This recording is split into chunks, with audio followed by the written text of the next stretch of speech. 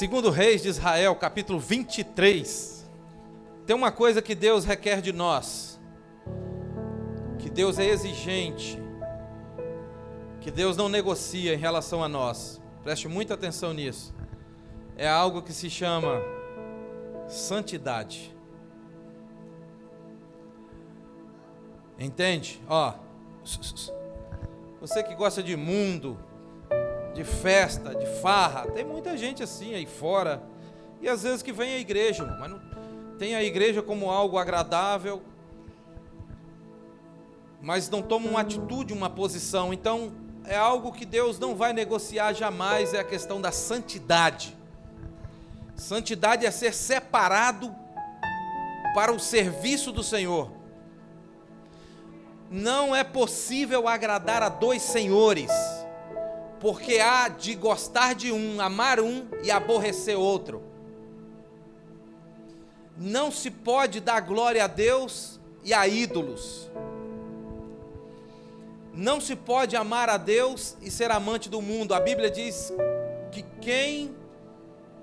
quem se torna amigo do mundo, quem é amigo do mundo torna-se inimigo de Deus. Eu sei que a igreja e a caminhada cristã é um processo de purificação. Vocês estão me ouvindo? É um processo de purificação. Você vai sendo lapidado, tratado, cuidado, moldado, alinhado, lavado, até chegar à estatura de varão perfeito. Mas a verdade é que no seu coração tem que ter uma vontade muito grande. Seu coração tem que ser terra boa. Senão a semente bate, vem os pássaros. A semente bate, vem o inimigo.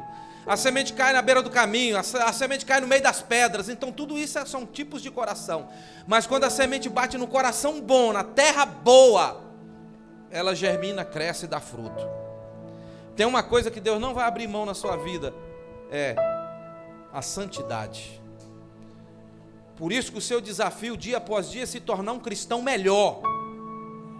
Você não pode ser pior amanhã. Infelizmente tem gente assim, que quando coloca os pés na igreja, uma bênção, e o tempo vai passando, sabe, os meses vão passando, os anos vão passando, a pessoa se transforma, pega a rota contrária, pega o caminho contrário. Então o Senhor Jesus, os 12 que Jesus chamou eram homens que tinham problemas, eram varões problemáticos, eram varões de duro cerviz, e que eles eram repreendidos asperamente, duramente, a ponto do Senhor Jesus dizer o seguinte: se vocês quiserem, vocês vão embora, porque a mensagem era dura. Até que um respondeu: para onde iremos nós, Senhor, se só Tu tem a palavra de vida eterna? Quando nós somos confrontados na igreja, corrigidos pela pregação, nós precisamos falar a mesma coisa. Nós não podemos ser mimados, que ouve uma mensagem dura, uma palavra dura, pega a porta, vai embora e não volta mais. Isso é mimo. Mas aquele que aceita a correção, que aceita o confronto, ele pega a rota correta para chegar aos céus. Então é isso. Então, Deus não vai abrir mão da santidade. Ainda que você erre, ainda que você falhe, numa questão de acidente, mas você luta para aperfeiçoar, para você endireitar suas veredas, para você fazer com que Deus olhe para a terra e te veja e se agrade de ti. Aí as coisas vão mudando, vão se transformando, porque não tem como servir a Deus sujo. Eu vi o testemunho de um pastor, um baita de um mestre, e que ele arrumou um emprego, e o moço lá da empresa era cristão, e começou a evangelizar ele, ministrando, lançando palavra no coração dele, Aí um dia convidou ele para a igreja, ele falou: moço, você acha que Deus vai querer um homem sujo igual eu? Olha, irmãos, a palavra. Mas esse é o conhecido, é o chamado pobre de espírito, que reconhece o seu estado pecaminoso, reconhece o seu estado atual. O pobre do espírito é esse, que olha para si no espelho e reconhece quão pecador ele é, e que carece da graça e da misericórdia de Deus. Então esse homem, hoje pastor de uma grande igreja, diz para esse irmão no serviço: moço, você acha que Deus vai querer um homem sujo igual eu? Deus quer. Deus quer. Deus quer o homem sujo, mas para um processo de limpeza e transformação. Entende? Você pode chegar aqui de qualquer maneira, você pode ser um drogado, você pode ser um miserável pecador, você pode ser o que for, sujo, em qualquer instância, em qualquer altura, mas se você estiver disposto a uma limpeza, a uma purificação, Deus te quer. Deus te quer, não tenho dúvida disso. Então Deus não vai abrir mão disso que se chama santificação. É da história de José, vendido pelos irmãos em terra estranha, servindo a Deus com fidelidade. Porque uma mulher bonita tentou deitar com José e disse para ele: fica à vontade, ninguém está vendo. José aponta para o céu: o meu Senhor está. O meu Senhor está vendo. É uma santidade em um nível que se a gente romper uma porcentagem daquilo, nós estamos bem. É aquela questão de sair do templo com a mensagem na cabeça, descendo para o coração, gerando mudança. Não é aquela questão de sair do templo e já sair sujo. A palavra foi boa, mas não penetrou. O louvor teve unção, mas não entrou. Não houve mudança, não promoveu mudança, não promoveu atitude, saiu do mesmo jeito que entrou, e aí Deus não encontra espaço. Aí Deus não entra. Deus não pode agir, não pode fazer nada, porque não há espaço para Ele. Mas quando Deus vê alguém, mesmo que esteja sujo, como escarlate os seus pecados, o poder de Deus o torna branco como a neve, e tem prazer na vida dessa pessoa. Esse é o seu chamado, é a sua missão. Então, 2 Reis, capítulo 23, verso 25, diz assim: antes dele não houve rei semelhante. Olha a profundidade disso. Antes dele não houve rei semelhante, que se convertesse ao Senhor com todo o seu coração, com toda a sua alma, com todas as suas forças, conforme toda a lei de Moisés. E depois dele, nunca se levantou outro tal. Olha, vou ler novamente isso para guardar na tábua do coração. A leitura que estamos fazendo, está se referindo a rei Josias. Josias, um reformador, um grande rei de Israel. Olha o que a leitura está dizendo acerca dele, da conduta do caráter. Olha, são homens que fizeram a diferença na terra dos viventes. Você lê a história de Jó no começo, no princípio, na introdução da história de Jó, a Bíblia detalha sobre o caráter de Jó. Houve um homem na terra de Uz, cujo nome era Jó. Olha o que Deus está falando sobre Jó. Jó existiu na terra de Uz, seu nome Jó, e que ele era íntegro, temente a Deus e se desviava do mal. Olha a posição de Jó, homem rico, o mais rico do Oriente. E as pessoas dizem que o dinheiro é uma desgraça. Não, o amor a ele, sim. Mas dinheiro é bênção. E Jó prova isso, que ele teve capacidade de servir a Deus com integridade, tendo muito dinheiro. Não se corrompia por causa do dinheiro. E na hora do culto, na hora da adoração, ele dava uma oferta para cada filho, representando a vida de cada filho. E a Bíblia diz sobre a conduta de Jó. São homens que nós podemos dizer acima da média, que atuaram na terra sem envergonhar Deus. Homens que passaram na terra dos viventes e que fizeram com que Deus se alegrasse e sorrisse para eles. Que mesmo que pecasse, não tinha prazer naquilo, era a lei interior que Paulo fala em Romanos 8. Quando pensou, já fez, aí bate a tristeza porque o Espírito Santo cobra.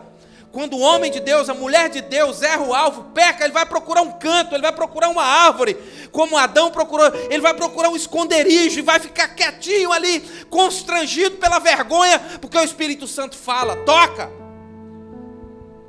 Entende? Então são homens diferenciados, que não se entregaram à prostituição, às mulheres belas, aos homens bonitos, que não se entregaram ao mundo por amor à lei do Senhor. Por isso a Bíblia fala de Jó, livro escrito, sendo ele um dos primeiros a ser escrito, mais antigo. A Bíblia fala de Daniel, homens que fizeram a diferença.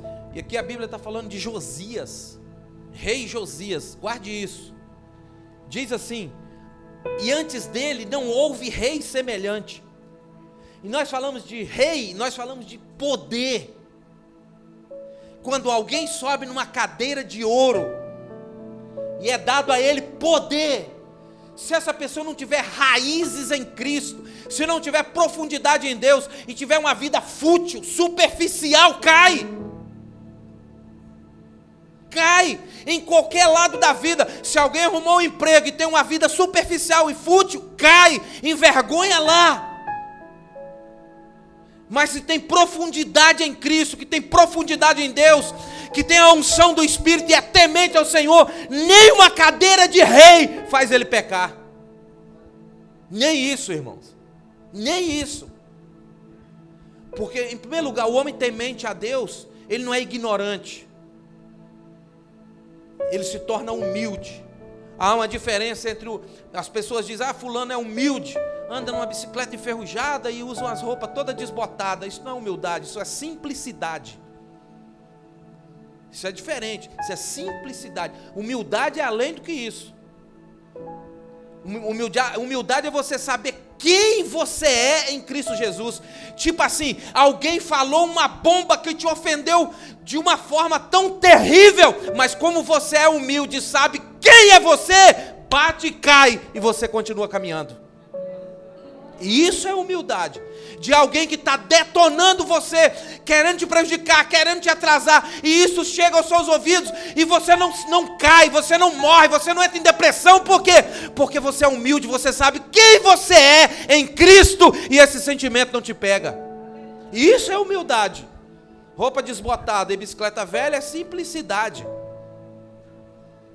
Humildade é isso, é você saber que tem um exército contra você, falando de você, e você consegue romper e prosseguir, porque você é humilde. Humilde sabe quem ele é em Cristo, e sabe que Cristo sabe quem ele é. É isso. Então quem tem essas raízes profundas, e não anda numa superficialidade, nem cadeira de rei desvia. Porque uma coisa terrível é essa superficialidade. Isso é superficial. Isso é raso. Não tem profundidade, não tem raízes. É por isso que em Lucas 19, na entrada triunfal de Jesus Cristo em Jerusalém, quando o povo fazia a festa dos pães asmos, a cidade estava abarrotada de gente nas árvores, gente nos muros, gente nas ruas, porque o mestre estava chegando montado no jumento. E quando Jesus entra na entrada triunfal de Jesus Cristo em Jerusalém, e o povo gritava hosana nas alturas, e batia palma, e cantava louvores, e Jesus chorou. Ué, Jesus chorou por causa da superficialidade do louvor do povo. Aquele mesmo povo que gritava hosana é o que vem no nome de Jesus, no nome de Deus, foi o mesmo povo que 4 dias depois gritou, crucifica ele. Por isso que Jesus chorou, porque sabia que aquele louvor era um louvor superficial, não tinha profundidade nem verdade nele. Esse mesmo povo que gritou depois, crucifica Jesus e solte Barrabás.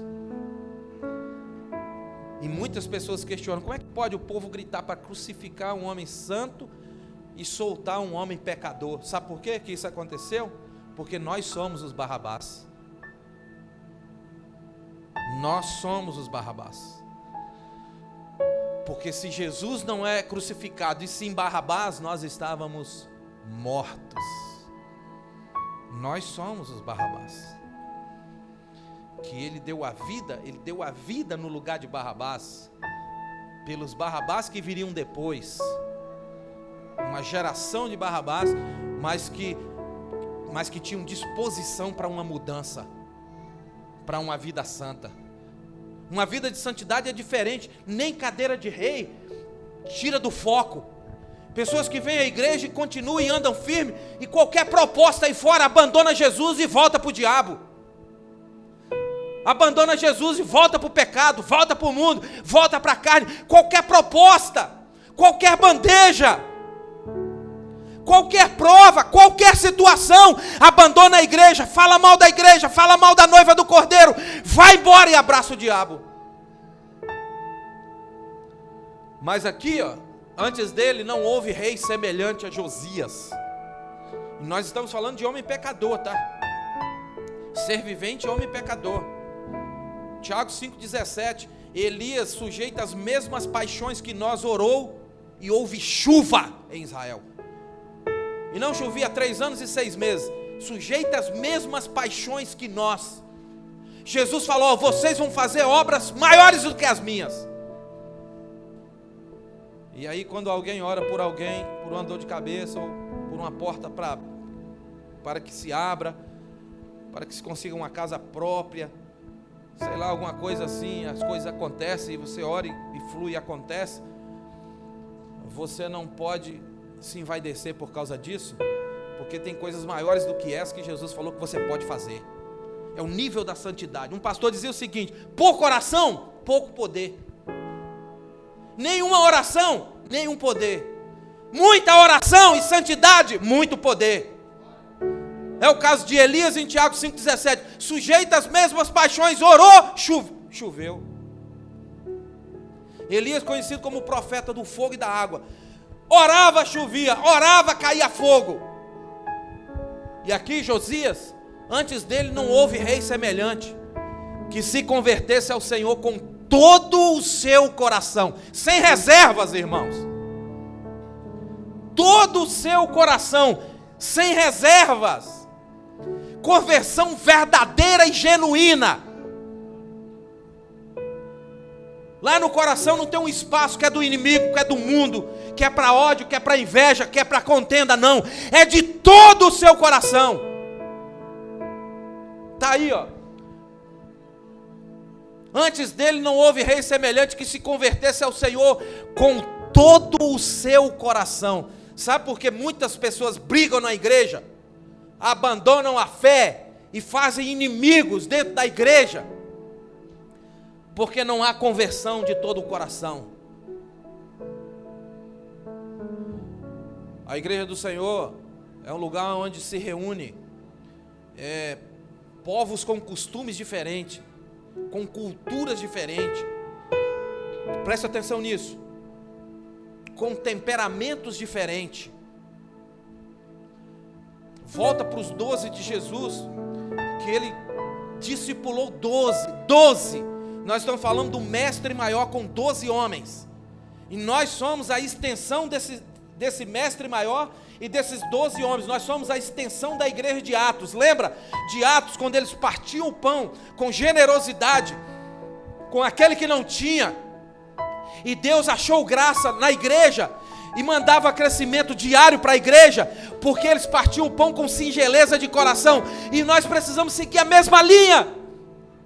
Eu não posso ter um bocado de pão na despensa da minha casa e o irmão do lado passando fome, tendo dificuldade, tendo crise. Eu não posso estar na conta do banco abarrotada de dinheiro e o outro irmão não tem um dinheiro para comprar um gás e o meu coração não se derreter. Isso não é igreja de Atos. Isso tem muito a ver com santidade. A igreja de Atos, que tinha os seus problemas, que tinha as suas dificuldades, só ler a história você vai ver que havia discórdias, mas eles ajoelhavam, resolviam, sentavam e prosseguiam. E seguia em frente.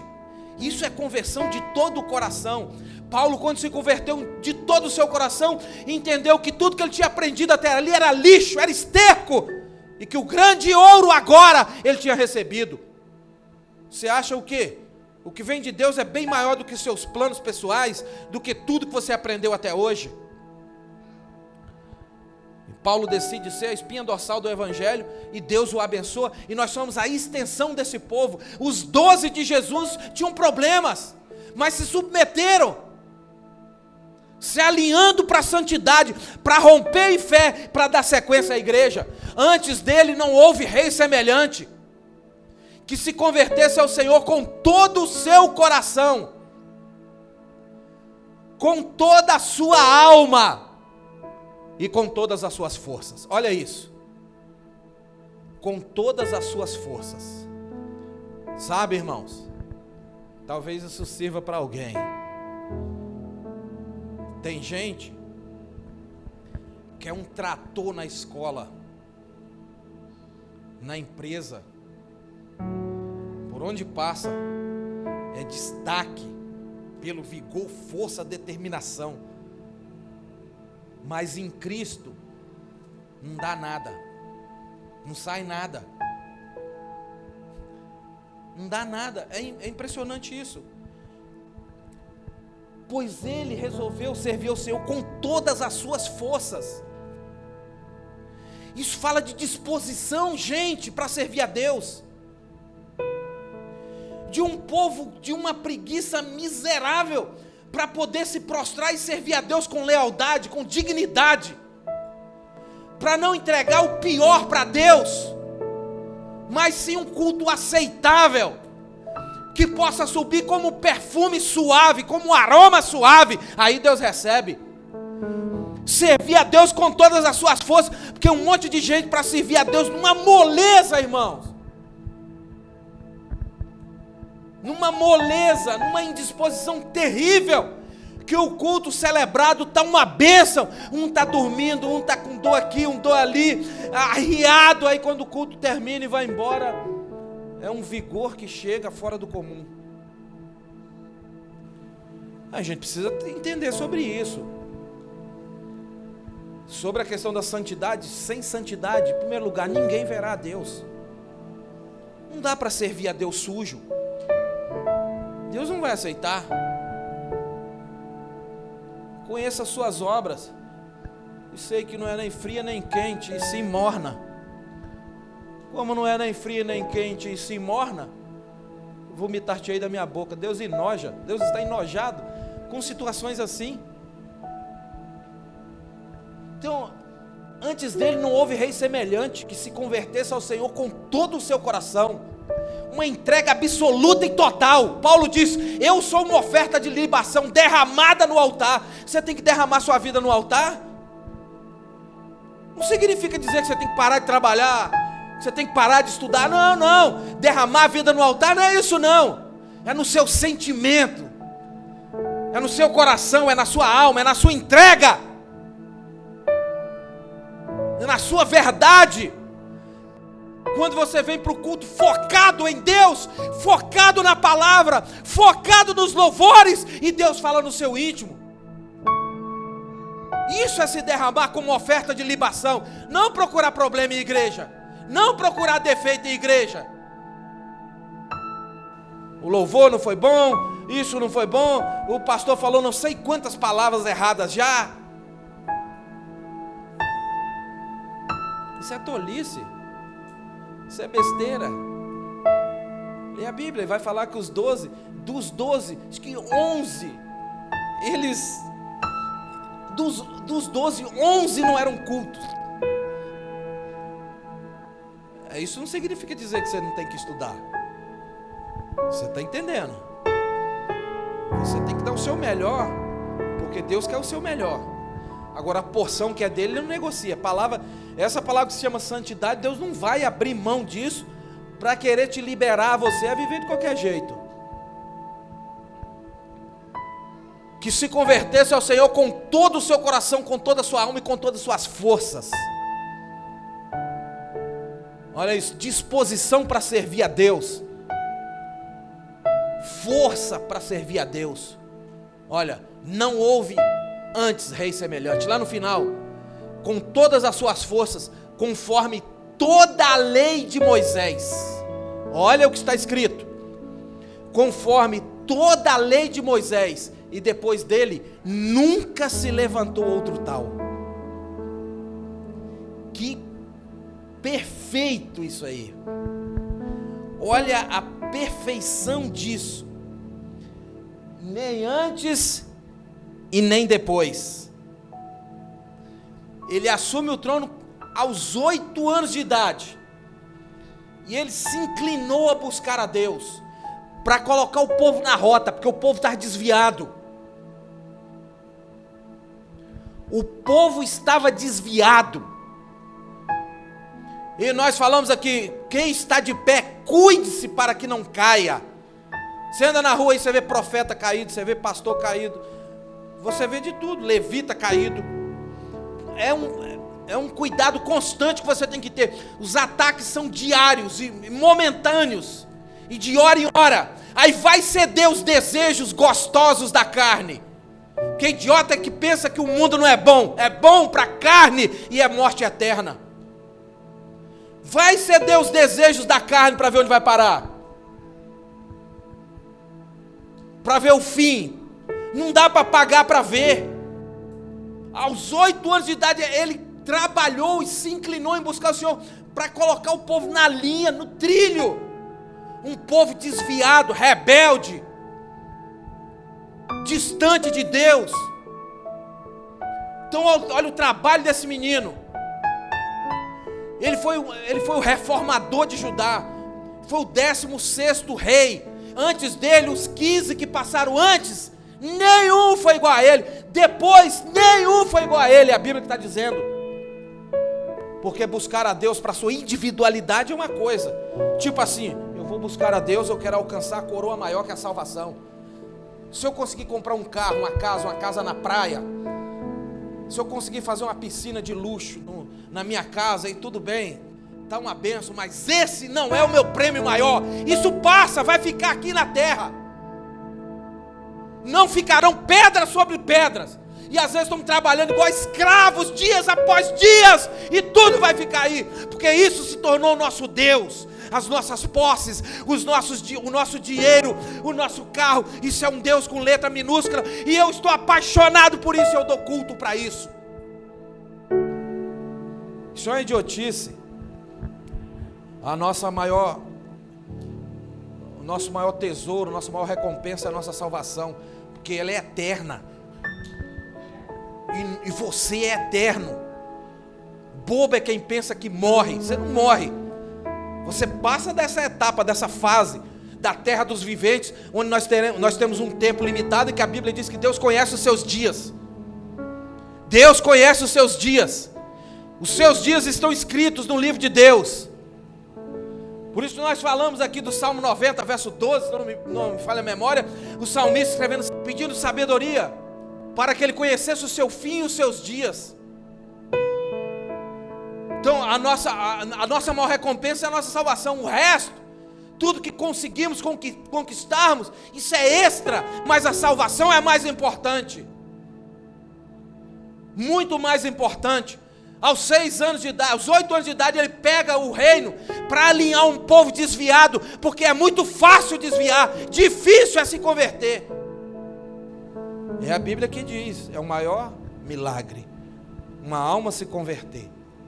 Esse é o maior de todos, porque o homem se acha um pequeno Deus, é um crítico, é um sabedor de todas as coisas, uma coisa absurda. A mente humana não passa de um tolo que tem os dias contados, se não reconhecer que o Senhor é Deus e que Ele é o autor da vida. Não passa de um tolo. Jesus falou para um homem rico que na sua colheita ele colheu abundantemente além. Colheu tanto que o paiol, na roça nós falamos paiol, a despensa, o galpão dele não dava os frutos. Ele falou, o que é que eu vou fazer? Não, vou quebrar esse aí, vou fazer outros maiores. E guardou os frutos e depois disse para a alma, deleita-te minha alma. Por porque agora tu tem para comer longos e longos anos, e o Senhor Jesus vê a ele e diz: você é um louco, ainda essa noite pedirão a tua alma. E essas sementes, para quem ficará? Essa é a maior recompensa, é a nossa salvação. Por isso que Deus não abre mão da santidade que faz com que Ele se agrade. Aos 8 anos pegou um povo desviado, se inclinou em buscar o Senhor, um reformista, trouxe de volta culto de celebração e trouxe a Páscoa, fez grandes reformas, porque grandes mudanças são possíveis para aqueles que querem. Nós não podemos ficar culpando A, B e C. Grandes mudanças são possíveis para aqueles que desejam, para aqueles que guerreiam, para aqueles que com intensidade servem a Deus. Davi chegou diante de Saul e falou: não quero isso não. Eu já matei um leão e um urso, lá por detrás das malhadas, quando ninguém via. Eu cuidava das ovelhas do meu pai e matei leão e urso, sem ninguém ver. Na intensidade de quem sabe que o que faz a obra é Deus. Aos 8 anos da idade, querendo alinhar um povo desviado, reformando. Em uma das escavações, escute isso, em uma das escavações, achou-se um rolo, um pergaminho, uma palavra, a palavra de Deus soterrada em uma das escavações no templo. E essa palavra trouxeram, esse pergaminho, levaram a Josias. Quando Josias leu, ele ficou pasmado e impactado com a santidade que Deus estava requerendo do povo. Ele rasgou as suas vestes, porque ele entendeu que aquilo que ele estava fazendo era indo muito pouco, era pouco diante daquilo que Deus exigia. Nós queremos prosperar, nós queremos paz na família, em casa, no casamento, nos filhos, queremos nossos filhos uma bênção, queremos as nossas finanças desatando, queremos tudo isso, mas servir a Deus com todo o coração, alma e força? Não. Pergaminho soterrado nos escombros, sabe o que significa isso? Bíblias perdidas no templo. Era o templo que estava em reforma, soterrado, pergaminho lá embaixo. Bíblias escondidas no templo e em casa. Sabe o que significa isso? Bíblias escondidas. O povo vai embora. E quando chega, irmãos, quando chega no final do ano aqui, o que a gente recolhe de Bíblia que é escondida ou perdida aqui dentro da igreja é uma coisa doida. É pilha de Bíblia assim, ó, que quem perdeu não dá nem falta, porque já não lê, já não se alimenta daquilo. Bíblias perdidas no templo e perdidas em casa. E tem Bíblia que está aqui tem ano, e Bíblias boas, caras. Bíblias perdidas no templo e em casa é inútil. Bíblia fechada, que efeito vai fazer? Mas quando Josias pegou, abriu e leu, ele ficou impactado com aquilo que Deus estava exigindo.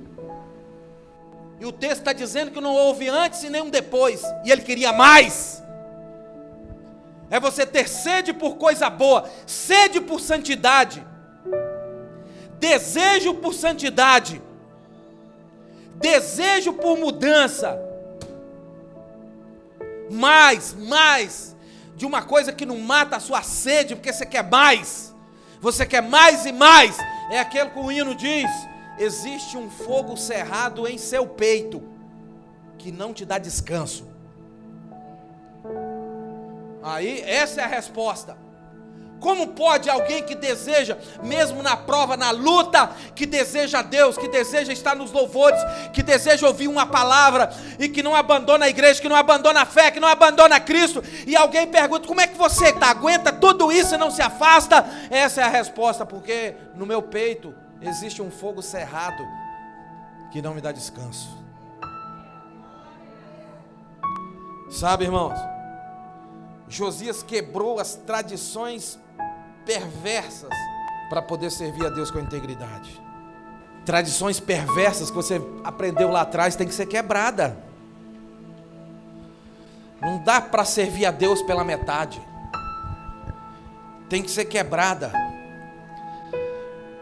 Tradições perversas e pecaminosas que acompanham até os dias de hoje tem que ser quebrada. Tem que ser derribada. Tem que ser abandonada. Para que os olhos do Senhor te encontrem limpo. Para que Ele faça de você o atalaia desse tempo. Olha aqui, olha para mim, irmãos, porque pode ter coisa prazerosa nessa vida, mas nada é mais prazeroso do que servir a Deus de verdade e sentir a presença de Deus. Você sabe o que eu estou falando, porque você sente a presença de Deus. Você já pode ter vários e vários tipos de prazer, mas nada se compara ao prazer de sentir Deus aqui, ó. Deus está em mim. Deus está aqui. Deus está nesse ambiente. Deus está na minha casa. Deus está na minha vida. Não tem nada prazeroso como isso, irmãos. Não tem nada se compara a isso.